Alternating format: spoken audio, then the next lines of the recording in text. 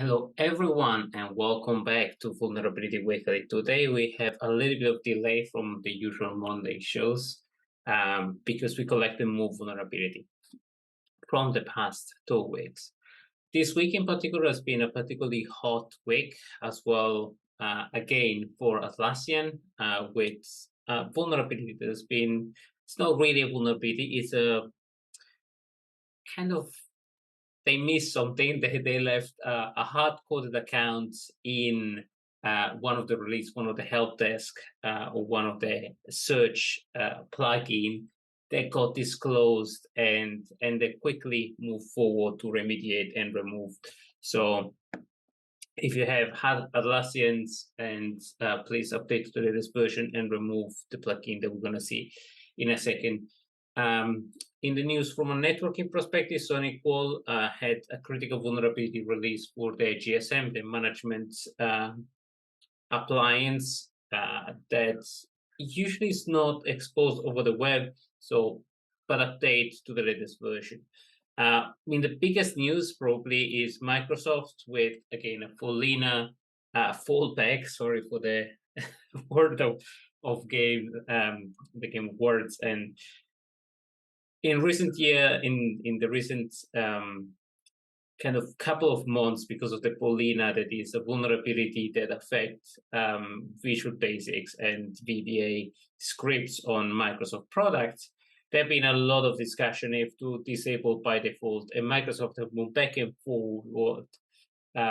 forth between disabling by default macros that are fundamentally scripting languages for the Microsoft Office product and disabling it, and finally made his mind to actually disabling because Paulina vulnerability has been battering the news for them, so it was particularly bad for them. On other news, Apple have disclosed 4 major vulnerabilities, including 2 that are quite dangerous, including Wi-Fi injection possibility and Spotlight privilege escalation, that are 2 very core elements of Microsoft and Apple products.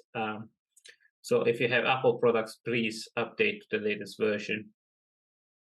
Last but not last, Cisco has disclosed again 4 vulnerability. This particular time was for the Nexus dashboard.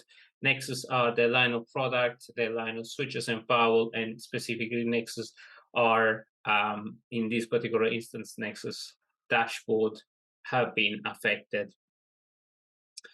And on other parallel news, VMware has been finally patching a vulnerability that's been out in the wild for quite a long time. There were several remediation for the CVE 22048 that has been affecting the vCenter for quite a long time. So the vulnerability was disclosed around December, almost 8 months ago, and now it's been finally patched. But without further ado, let's dive deeper into this week Vulnerability Week. So as I mentioned, this week has been particularly hot for Apple, Atlassian, with a very predictable and very predictable vulnerabilities, VMware, Microsoft, Sonicwall, and Cisco. You can review all our vulnerability of the week under Resource and Vulnerability Weekly, by the way, if you want to check out the latest issues. So in this particular issue, we focus on Atlassian and the vulnerability that has been recently disclosed. It's not really a vulnerability, it's more of a kind of, they missed a username and a hard-coded credential and account in question for Confluence, that is the plugin that you can install to fundamentally ask questions. And has been quite heavily distributed and downloaded. Specifically, this appears to be not a backdoor, but kind of a safe point to get in, and they might have looked at this particular vulnerability. This has hit the news quite heavy, not because, well, first of all, because there have been a lot of talks around the vulnerability around Atlassian servers of late, several vulnerability. We have covered that in previous issues of Vulnerability Weekly, but in this particular case, this is an easy to spot and an easy to overlook fundamental issue. and the name is actually quite funny. That is disabled system user as a name. So you can search for this credential, or if this has been automatically created, because it's a well-known hard-coded credential password, and affect a specific version of from 2.7 to 2.738. So it's a very specific version, but if you update specifically on version greater than 3, you have fundamentally that issue removed. So go and update and update the Confluence app or the Confluence plugin. Apple have disclosed of recently 4 vulnerabilities, as I mentioned, and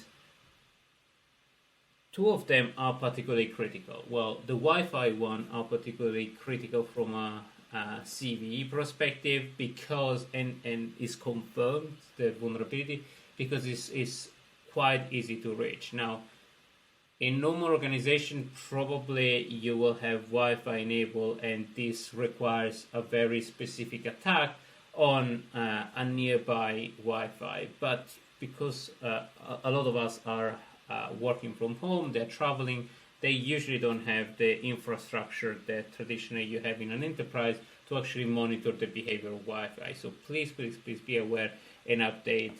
Specifically, look for CVE 32837 that has been released of very, very recently as a vulnerability and now patched.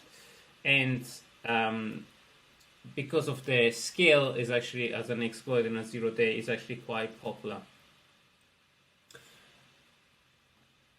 There was another CVE that has been released for Safari as well, web browser, specifically on injection, and it's a little bit minor, has been already fixed. But the one that I want to focus a little bit more is on Spotlight, because it's a very widely distributed system. It permeates the part of kernel for macOS and all the files, and have access to all the files. So it's a particularly dangerous vulnerability, even though it's just CVSS 7.5, because it's a remote code exploitation. It could be particularly dangerous if a malware was to use.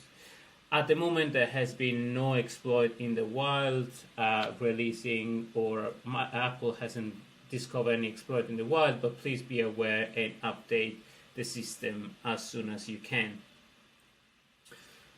On other news, more on the networking side, there has been recently disclosed, specifically on the 22nd of July, of Sonicwall with the GSM, that is the management suite, with a critical vulnerability.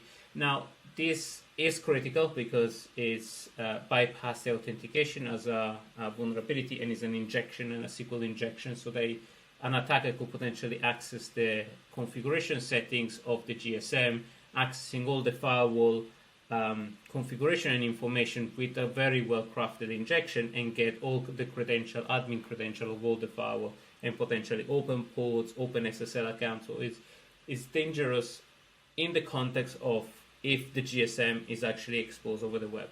Now, a lot of GSM are actually internally managed and internally protected. So depending on where your firewall and appliance manager are actually exposed, be aware that this might get more dangerous or less dangerous. Nonetheless, Sonicwall has recently released a hotfix, the GSM 931 hotfix 2. So please go and update your GSM to remove fundamentally that SQL injection.